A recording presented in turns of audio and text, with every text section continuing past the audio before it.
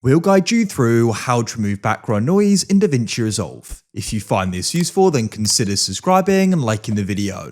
First, open your project and add your video to the timeline. So let's say I want to reduce background noise from this particular video. So I'll just click on it and click on open. And once that it has been imported, I'll just drag it to the timeline. And after that, I'll just go to the edit mode and you will see your audio and video here. Just go to the effects at the top left. And after the effects is toggled on, you will see different options. So just go to the audio effects and under that you will see an option for fair light effects. Just click on it and in the search bar just search for noise reduction.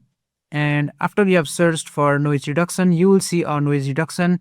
So basically just click and drag it into your audio clip like so, and you will see this option appear. So from here, make sure auto speech mode is enabled. Next, adjust the settings. Increase the threshold slightly like so, and increase the attack a little higher like so. Increase the sensitivity a little bit and pick the ratio to your liking. And after that, make sure to toggle on noise reduction. And after that, you can just go ahead and close this window and you will notice that your audio background is being reduced almost immediately. You can also tweak the settings from the right hand side, and that's it.